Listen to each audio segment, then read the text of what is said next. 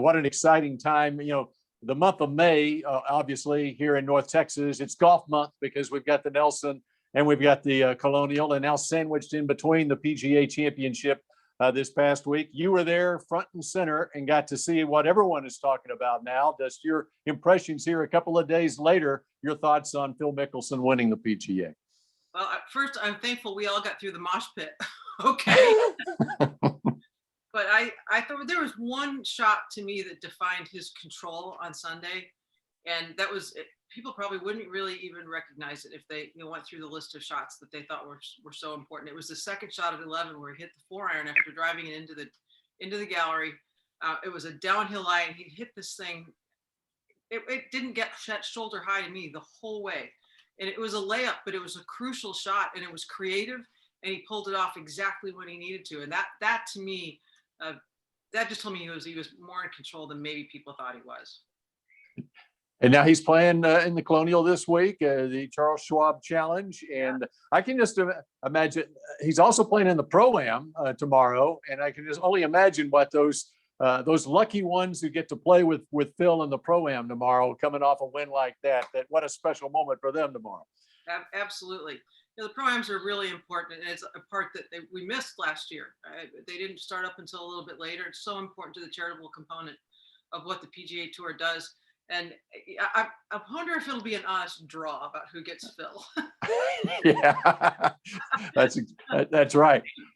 All right, the week before the PGA, you were at TPC Craig Ranch, and it was an interesting Sunday, especially for you. You talk about a mosh pit with the gallery there at the PGA. How about playing through the elements on that Sunday to get the final round done at the Byron Nelson?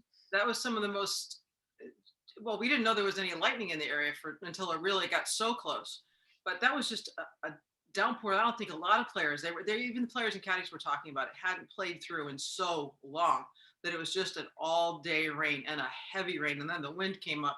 It was just an awful day to be out there. And I was shocked at the number of people that were out there watching. They were just glued to it. And I think a lot of it was because Jordan was in contention. But there are golf fans, big time golf fans in North Texas. We know that. Yeah, and I want to ask you about, there's several. In fact, at the PGA, there were several North Texas natives, former SMU golfers. They were right there towards the top of the leaderboard. I want to ask you specifically about Jordan and what you're seeing out of him this spring after the long drought and finally breaking through, and what you're seeing out of Spieth right now. As he is in contention, it seems, every week now. It's been a solid 3 months for him, and for him to have won in Texas is a big check mark in the right direction. But to me, the biggest change is that you're seeing him confidently make choices, and he's not sideways about hitting it sideways. He's not whining about it. He's just going to get the golf ball and go hit it again and find a way to get it in the hole. But I think he feels good. I mean, he's obviously come back from COVID. He didn't keep that to himself.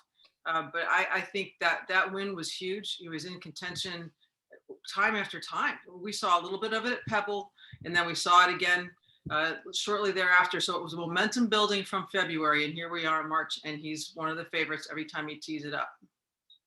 And how about the emergence of 24-year-old Will Zalatoris here over the last 6 weeks, going back to his runner-up finish at the Masters out of Trinity Christian Academy in Addison right here.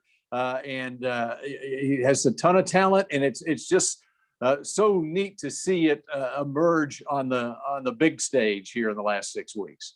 It's not just talent; he's got a presence, and I think it shows his emotions, and I think that's what the tour needs. They need more kids like this, and he can hit. He is such a gifted ball striker.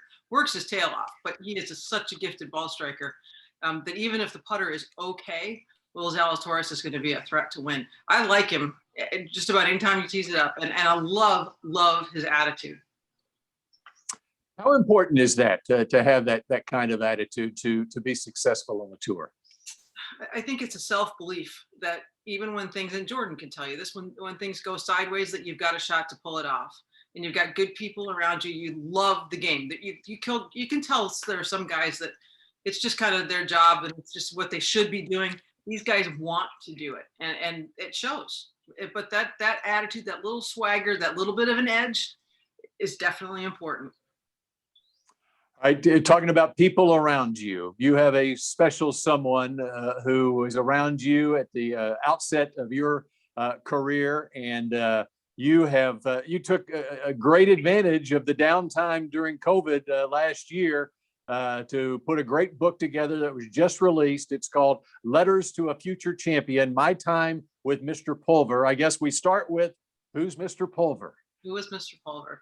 Mr. Pulver was a World War I veteran who was also a PGA member, founding member of the Northeastern New York PGA section, the smallest of all of them. But as we like to say, we play big.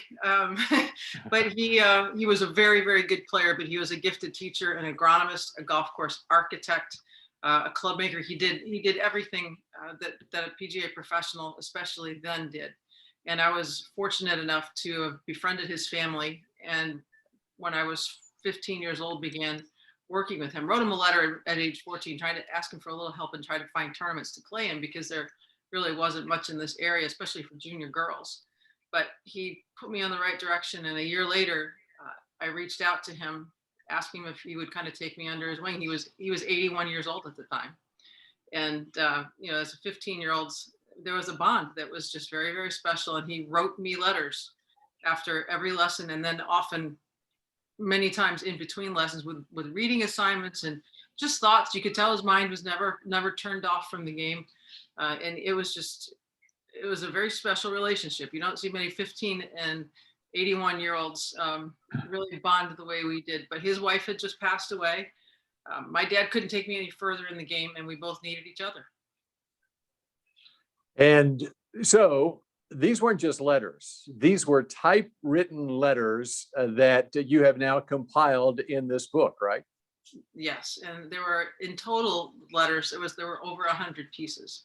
And that didn't even count the books that his family left me when he passed that were part of his golf library. It's amazing what a gift that was in and of itself. But during the shutdown, he never wanted me really to listen to other teachers and pulling stuff out of golf magazines. You don't want me reading any of that stuff. You can read about the people and the places, but not the technique and not all of the really technical thoughts that golf can sometimes be. But he kept all of them in a ratty blue notebook that I was given by his son. And I thought, oh gosh, that's the forbidden folder. I'm not even going to open that now. But last year during the lockdowns, I finally got the gumption up 30 some odd years later to open it up.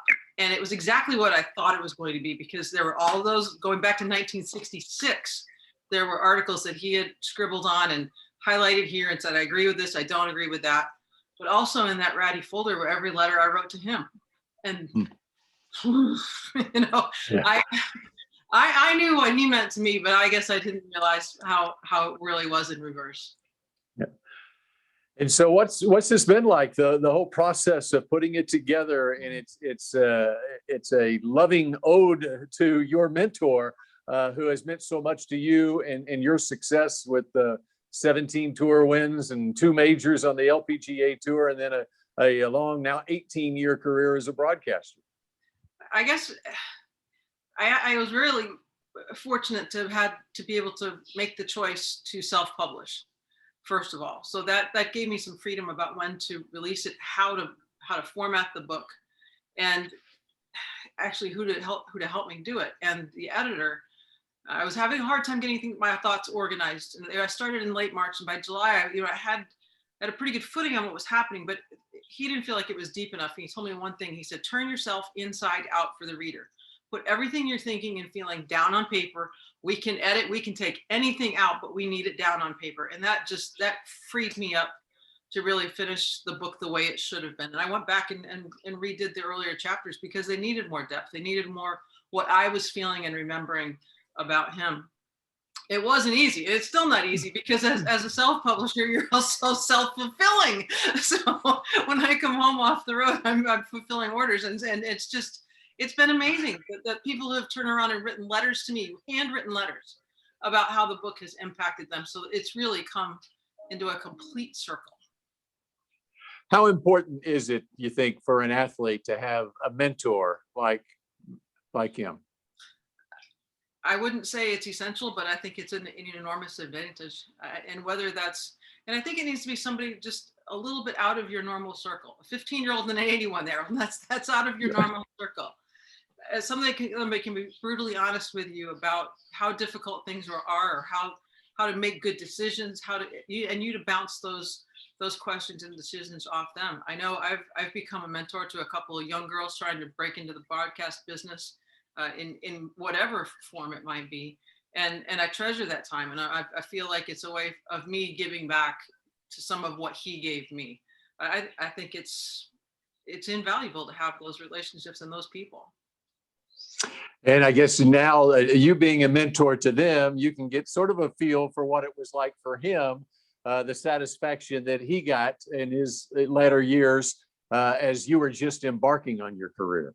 Exactly. And I did have one of them. When I started doing this, it felt like somehow we needed to tell his story from birth to death and put a timeline together. And I got her to do the research on that. And I learned stuff about him that I didn't know, that he didn't want anybody talking about, like his playing record. So she dug around a little bit, and we found out that while Tom Creevy was national PGA champion, Mr. Pulver beat him in the New York State Open by 6 shots. I mean, that's huge stuff. He never told me that. He was always so humble and so reserved. And we had a ball doing the research. So that was a way to bring one of those kids that are learning this craft into this with me, and it was really great. What about for you, or what was 35 years later, going back and reading these typewritten notes from Mr. Pulver, Mr. Pulver, where he's giving you golf advice back then, but do you look at it now that he was also giving you life advice too? Today, he would probably be certified as a life coach.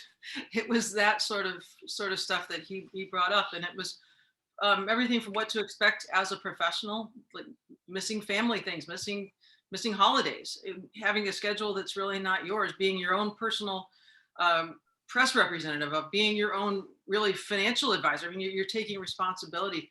But he also taught me great lessons about being resilient, finding a way to win when all the chips are down. He really big on leaving a positive message at the end of every letter. And one of the favorite things that and people have responded to me this way, he'd like to say, no reply is expected, or no reply necessary. So some of the letters that I've gotten from people after reading the book say no reply necessary. It's so simple. And for someone reading the book, there's some great golf lessons in there too.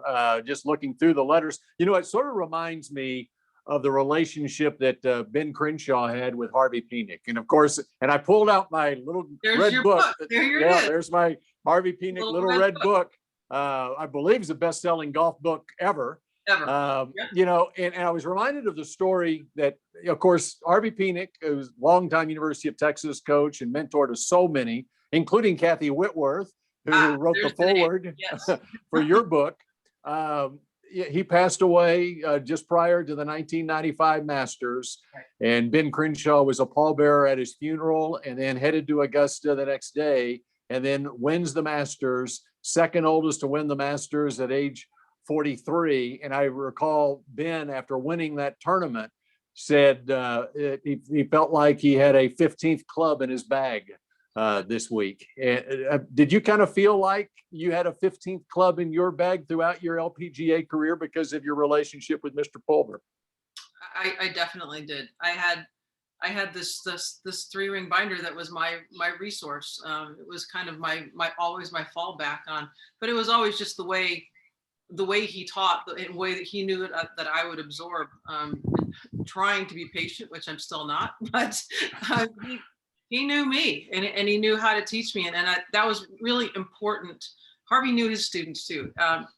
Talking to Kathy about working with Harvey, he knew what she would do best, how he could deliver that message.